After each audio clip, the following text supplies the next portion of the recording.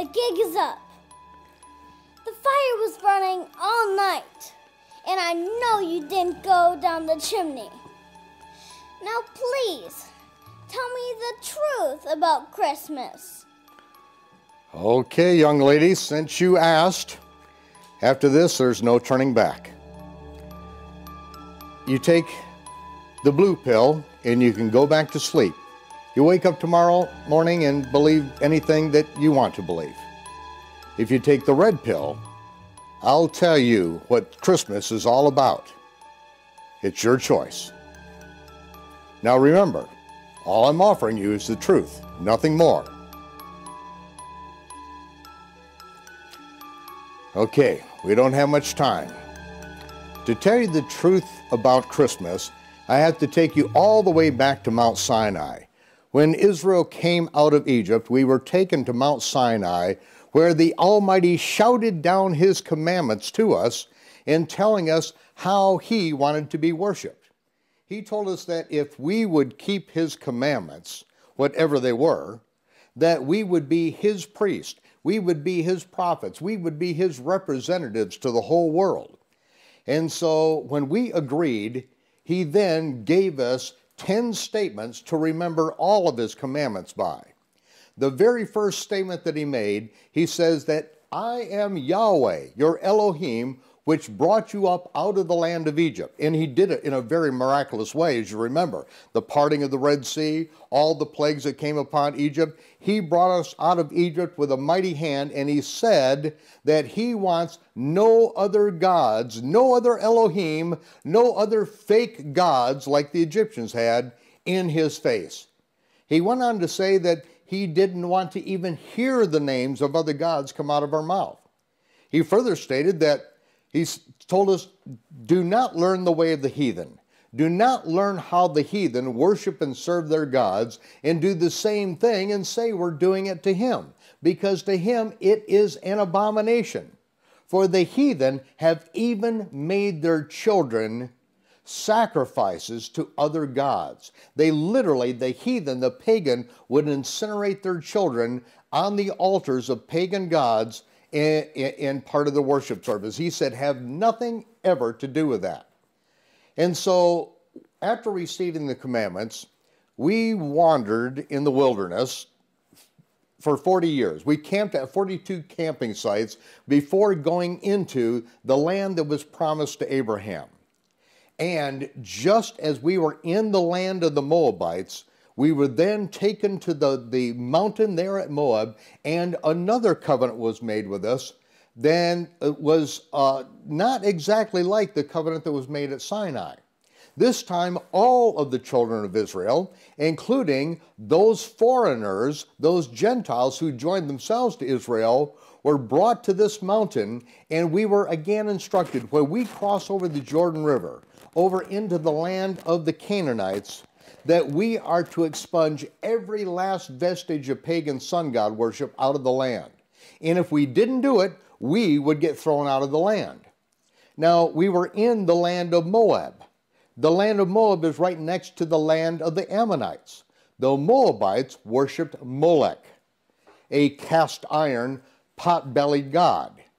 The Ammonites worshipped Chemosh, who is a pot-bellied, cherry-red god. And over in the land of the Canaanites, they too worship Tammuz. And the amazing thing is, young lady, is that these gods were all worshipped at the time of the winter solstice. On the ancient Babylonian calendar, before the precession of the equinoxes, Molech, Chemosh, and Tammuz were all worshipped on the same day, December 25th, which was the time of the winter solstice on the ancient Babylonian calendar.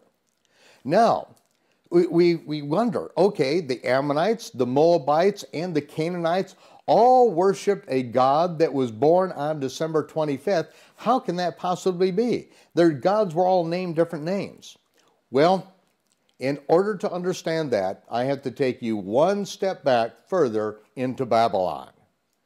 Now, in Babylon, which is the plain of Shinar, we go back to the time, close to the time after the flood.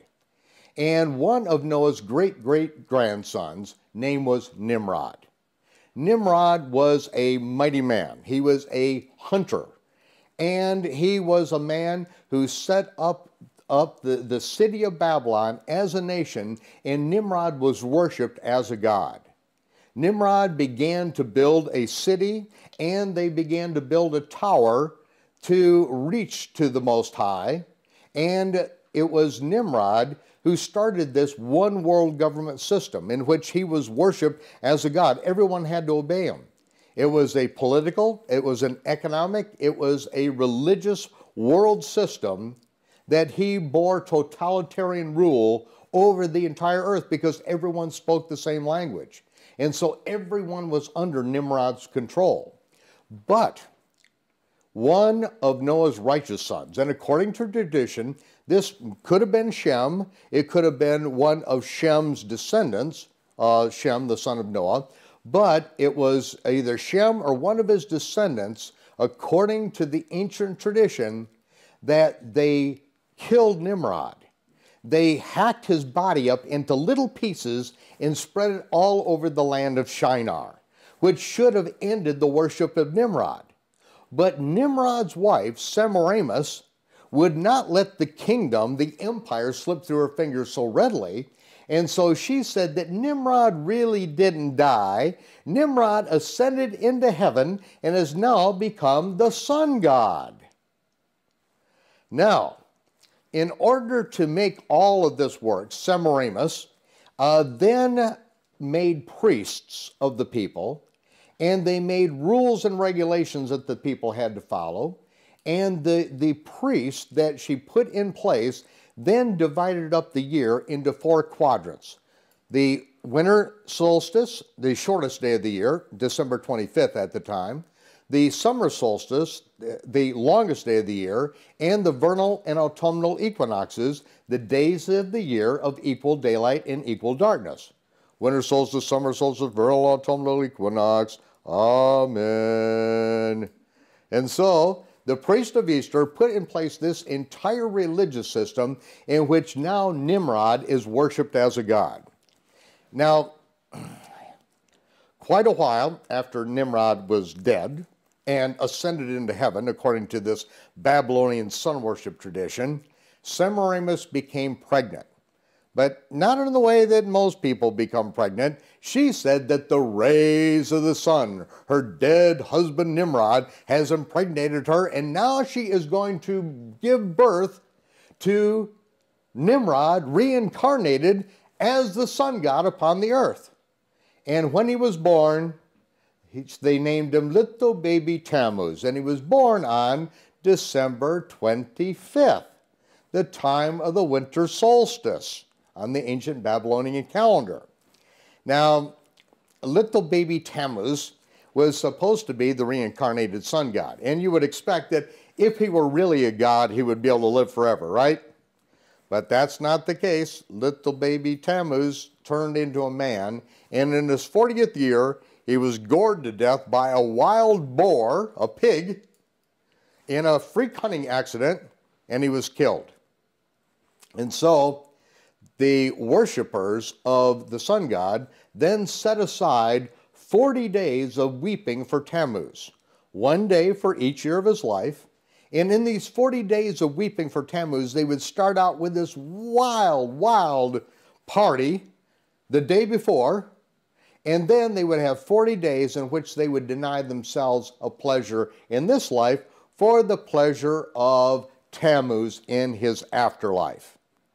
Now, what happened at this period of time is that Yahweh looked down to the earth and saw what was going on the earth, that men were all of one language. There was all sorts of perversion that was going on. These people were worshiping Nimrod, the reincarnated baby Tammuz. I mean, it was a mess.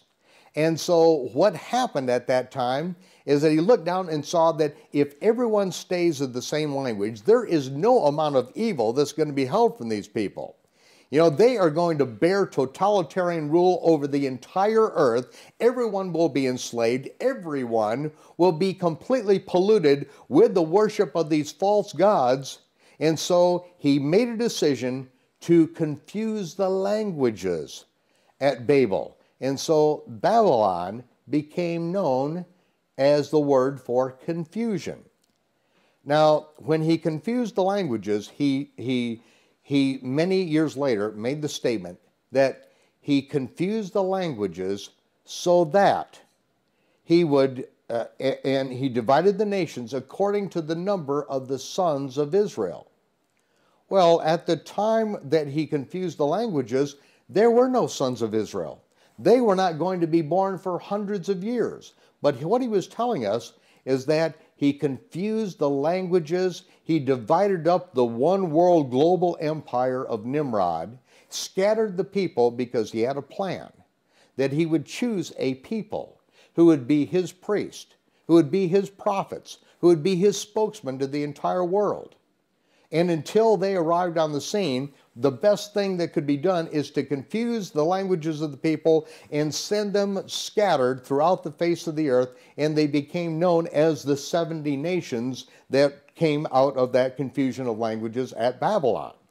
Now is where the story gets interesting, because now all these people have gotten all of this intricate worship pattern that they learned from the priest of Nimrod and Tammuz, and the languages were confused, and so they were scattered all over the earth. And that's why when Israel was in Egypt, we worshiped Ra right along with the Egyptians. We got polluted just like the Egyptians did. We ate what the Egyptians ate. We smoked what the Egyptians smoked. We lived in the fairy tale dream world of the pagan gods that they manufactured, and the main god of Egypt was Ra, who was born on December 25th. Now, we leave Egypt and we go through the land of the Moabites. We're right next to where the Ammonites live. We're to go in to take over the land of the Canaanites, and we find out that all of their gods were born on December 25th. Moloch, Chemosh, and Tammuz. Many years later, the Greeks came in and occupied the land of Israel, and they worshiped Jupiter and Zeus, who were both born on December 25th. Later, the Romans came in and took over the land of Israel. They worshiped Mithra, who was born on December 25th. All of these things have to do with Babylonian sun god worship that came right straight out of Babylon, but was confused by the names of the gods because the languages were confused, but the worship ceremonies stayed the same.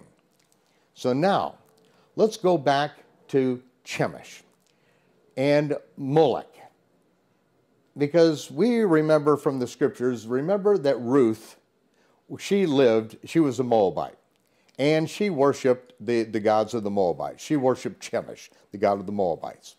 And we see that the worship of Chemosh went something like this. And all we have are the records and the traditions that have remained in the cultures that we now see today. And so a lot of these things, like Semiramis, Nimrod's wife, in some cultures she's called Beltis. But it's the same person. It's just that the languages were confused. And so a lot of these traditions are still embedded in the cultures of the East. And so what I'm about to tell you is like a composite of what we now know, and we can go back to those times, and we can go back to these cultures and see how they did their child sacrifice and how they did their worship. So let me tell you a little bit about Chemosh. Chemosh was a cast iron, pot-bellied god. And because it was an agricultural society, and the people believed that their crops for the next year, of which they depended upon to live, were dependent upon the blessing of these gods, they would go so far as to make long lists of what they wanted in the coming year, and they would write down these long lists to present to their god Chemosh. And then at the time of the winter solstice, this is when they would present their long list of their wish list to Chemosh, and they would present it to him, but they didn't go empty-handed. First of all, Chemosh, being a big pot-bellied cast iron god, they would then, the priest of Chemosh would from the back stoke up Chemosh and turn the entire pot-bellied god into a cherry red furnace. He was completely red from head to toe. And then the people would recite their list as they stood before the cherry red pot-bellied god, who had his hands out like this, and his hands were cherry red, and they would then take their children and put them in the hands of this god and incinerate their little babies in the hands of Chemosh on December 25th. That was called the Child Mass. Mass means sacrifice, and that was the high day of child sacrifice in which people would put their children in the hands of the cherry red, pot-bellied god of prosperity and give it as an offering to Chemosh for the blessing of Chemosh in the coming year. That is what the pagan sun god worship was about, and that's why Yahweh said, do not learn the way of the heathen. For they've offered their children to other gods. They've burnt their children in the fires. Don't learn how they worship their gods. Do not do these things and learn the way of the heathen and say you're doing it for me. He said it's an abomination. But yet we see that the worship system of Babylon has been inculcated into every single society on planet Earth today. The confusion of languages did disseminate the worship of Nimrod in Tammuz and Chemosh and Molech and Ra and Jupiter and Zeus and Mithra and Santa Claus. But it's the same God that is worshiped. The God that inspired Babylon. The God that the Brit Hadashah, the New Testament, says that Satan is the god of this world. And it was Satan who came to Yeshua and offered him all the kingdoms, all the power, all the glory of this world, because he said, it has been delivered unto me, and whomsoever I will, I give it. And so we see it goes all the way back to who really inspired things at Babylon. And we were told to have nothing to do with it. So, young lady, you are exactly right. There is no Santa Claus that comes down the chimney. All of these are traditions that came out of Babylon, and they kept on changing in different cultures. But this is one of these traditions that Yahweh said, do not learn the way the heathen do their things. Do not worship their gods, the god of prosperity, the way that the heathen do, and say you're doing it for me. It's an abomination. Now some people will say, oh, that's not what Santa Claus is all about. But, you know, all we have to do is go down to the shopping mall for the last weeks before Christmas, right? Go down there, and who do they have sitting on his throne? A cherry red, pot-bellied god of prosperity that children come up and sit in the lap of Chemosh, and they present their list of what they want for Christmas, for the child mass.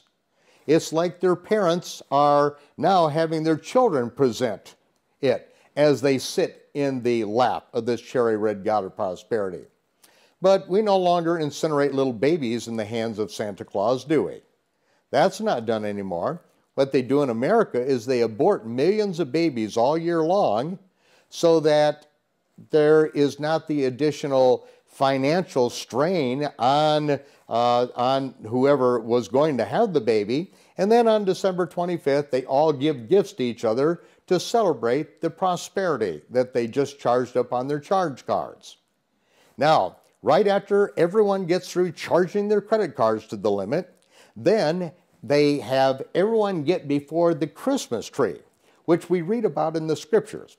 It says that in Jeremiah, it says, do not be dismayed at the heathen. Don't follow the heathen, for they do this. they cut a tree out of the woods, the work of a workman with an axe.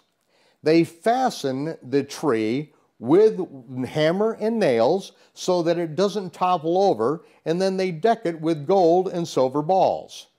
They deck it with gold and silver. This is exactly how Ra was worshipped. Now, in our culture, in Israel, we started to use evergreen trees, what's called the groves, which we were told to cut down all the groves and to get rid of them. But these groves of evergreen trees is what we did in Israel, but in Egypt, they actually used a palm tree. They decked it with gold and silver balls, which represents the testicles of Ra, and then the children get on their hands and knees, and then they take their presents out from under the tree, or they give their presents to the pagan god underneath the tree. This was done thousands of years ago. And in America, as less than 250 years ago, on this continent, it was illegal to have a Christmas tree because the pilgrims who escaped from the pagan sun god worship that became inculcated into the Roman Empire in their religious system, the pilgrims who came over knew that it was pagan sun god worship. In fact, if you had your church doors open on Christmas Day, the pastor would be put in jail. It was illegal in America because the people who founded America, who came to get their freedom out of Europe, came over here at the risk of their life. They had been tortured to death. They had been killed. Their tongues had been pulled out and cut off because they spoke out against the Roman Church that had brought in all this pagan sun god worship into it through Constantine. Now, when we took a stand on this continent, we said that we are going to separate ourselves. We are going to get free from Mystery Babylon. We are coming out of Babylon. We are going to set up on this nation, and we are going to found this nation upon everyone's ability to govern themselves according to the commandments of Yahweh. And that's where America started out. But because very few people are teaching righteousness, and everyone is into the cherry red pot-bellied God of prosperity, no one is telling the truth anymore. But since you asked, this is a good time to know the truth.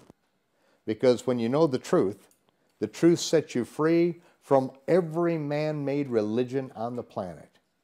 Do you know that when we know the truth, and we know that we only have to obey Yahweh, that at that point, we don't have to follow any of the rules and regulations that men set up to govern their religious systems. And we are set completely free. So now that you've taken the red pill, now that you know the truth, now we can go back to Sinai and recognize the first commandment. Yahweh is our Elohim. We are to have no other gods before him, no other gods in his face. And we are not to learn the way of the heathen. And that is why what we celebrate is the only winter festival that we read about in the New Testament, the only festival that Yeshua kept in the wintertime in Jerusalem, and that is the Feast of Hanukkah. Because Hanukkah is a celebration of deliverance from pagan sun god worship. And so now, this will be the last time that we sit here in front of this fire, because now you know that Santa Claus, there's no such thing. When we trace it all the way back, this cherry red suit represents Satan and the sacrifice of innocent children. It represents the worship of pagan gods. It represents those people who do not know the Elohim, the creator of the universe. They are without God and without hope in this world, and we are to be the ones who are his priests, his prophets, the ones that tell the whole world the truth about the worship of the true God, the God of Abraham, Isaac, and Jacob. And so now you know the rest of the story.